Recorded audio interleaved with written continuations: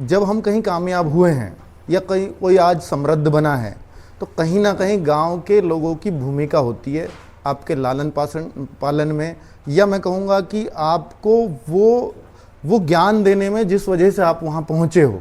क्योंकि आप जो शुरुआती प्रेरणा लेते हो अपने गांव से लेते हो, गांव के लोगों से लेते हो, तो हमें रिटर्न में कुछ ना कुछ गांव को वापस देना चाहिए। तो मैंने वो एक कर्जा गांव का उतारा है कि भाई ये जो हमारा कोचिंग सेंटर हुआ करता था, मैंने इसको लड़कियों की लाइब्रेरी, निःशुल्क लाइब्रेरी, मेरे गांव की लड़कियां जो अलग अलग कंपटीशन की तैयारी कर रही हैं वो यहाँ आकर के एक शांत माहौल में पढ़ सकें। क्योंकि मैं ये समझता हूँ कि जो गांव की लड़कियां हैं ना, उनको उनकी पढ़ाई कोई बहुत मायने नहीं रखती घर वालों के लिए जी। क्योंकि वो लड़की घर पे उससे वो सब काम कराए जाते हैं जो एक समझिए कि जो एक औरत से करने होते हैं, जबकि लड़कियों का अधिकतम समय उनकी पढ़ाई में जाना चाहिए।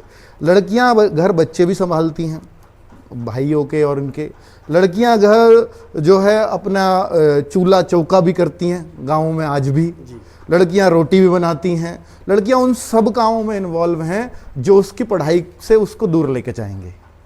अब ये इस लाइब्रेरी के बनने से इतना ज़रूर फ़ायदा हो गया है कि ये जो लड़कियां हैं ये यहाँ पर सुबह 9 बजे आ जाती हैं, शाम को 6 बजे यहाँ से जाती हैं, तो उनके करीब 8-9 घंटे, और बीच में अपना, क्योंकि गांव में ही लाइब्रेरी है तो बीच में अपना खाना पीना खा के आ जाती हैं थोड़ी बहुत देर के लिए, आधे घंटे में फिर आ जाती हैं। तो उनके 8 से 9 घंटे अपनी पढ़ाई में जा रहे हैं और वो डेडिकेटेडली जा रहे हैं।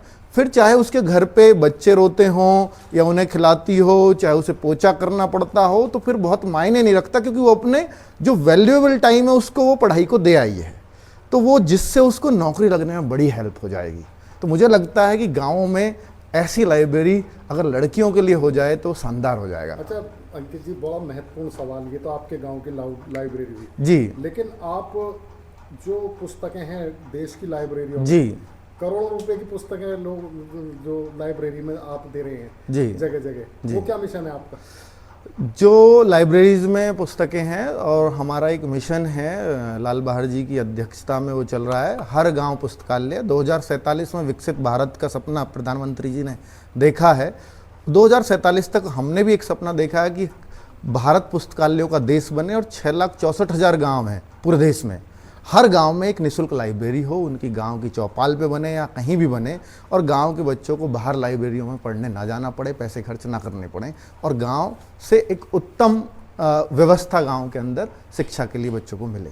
ये हमारा है, और उन गाँवों में हम लोग हर गांव में 60 पुस्तकें निःशुल्क दे रहे हैं, जहाँ जहाँ भी ऐसी लाइब्रेरीज हैं। ये हमारा मिशन है। अंकित जी, आप अपने गाँव में हैं, हाँ, और आप एक बहुत बड़ा नेटवर्क चला रहे हैं, करोड़ों बच्चा जी, जो एजुकेशन ले रहा, हज़ारों लोगों को बच्चों को रोज़गार भी मिल रहा है, तो एक यंग जनरेशन के लिए क्या मैसेज है जो स्टूडेंट्स के लिए?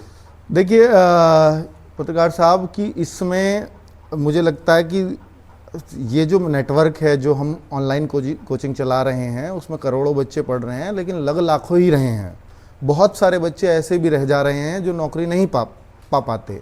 तो मेरा उन बच्चों को मैसेज है कि भाई देखो, अगर आपको अपने परिवार में ज़रूरत है वाकई, और आप अपने जीवन के अमूल्य 1 से 2 साल दे सकते हो इधर सरकारी नौकरी के लिए, तो फिर इस फील्ड में आओ।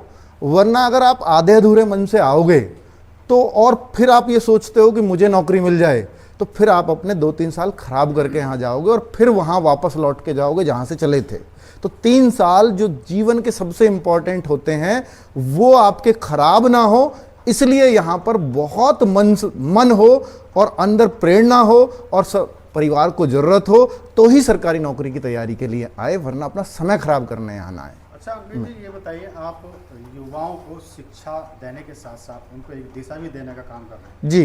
तो ये जो आपके दिमाग में ये प्रेरणा है, ये कैसे आई और कब से आपने ये मिशन शुरू किया? देखिए, मिशन दरअसल में मेरे पिताजी जो है टीचर हैं दिल्ली गवर्नमेंट में, और अभी तो वो रिटायर हो गए हैं इसी 31 दिसंबर को।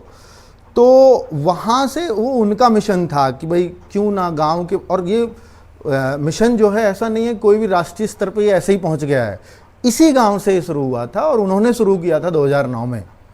1 साल उन्होंने पढ़ाया, उसके बाद उन्होंने मुझसे पढ़वा के देखा, बच्चों को मैं पसंद आने लगा। तो 2009 से और 18 तक मैंने इसी गांव में पढ़ाया, जिसमें करीब मैंने 8 से 10,000 बच्चों को पढ़ाया और 1700 बच्चे गवर्नमेंट जॉब इसी कमरे से बैठ करके पढ़ करके लगे हैं। उसके बाद फिर मैंने उस ऑनलाइन एजुकेशन की शुरुआत की, क्योंकि मैं गवर्नमेंट जॉब में चला गया था और गवर्नमेंट जॉब में जाने के बाद मेरे को इतना समय नहीं था कि मैं इन बच्चों को यहाँ बैठा करके पढ़ाऊँ। तो वो एक उसकी नींव रही। और फिर ये उम्मीद नहीं थी, कभी भी किसी को भी नहीं होती शुरुआत करते टाइम, कि मुझसे इतना बच्चा जुड़ जाएगा। और जब लेकर के चले तो फिर वहाँ लाखों करोड़ों कब वो नंबर हो गया वो कुछ पता ही नहीं जो चला। आपने पौधा लगाया था आज जी। वो वट वृक्ष बन चुका है। जी जी जी जी। तो वो फिर सब बच्चों ने लगा कि भाई ये एक अपनापन की सी बातें करता है, ये वो बातें करता है जो शायद और टीचर एक प्रोफेशनलिज्म की बातें करता है, बिल्कुल देसी जो हमारे बड़े भाई जैसे हमें समझाते हैं वैसा कुछ समझाता है। तो शायद फिर वो बच्चे बहुत तेज़ी से मेरे से जुड़ते चले गए और आज वो आप सबके सामने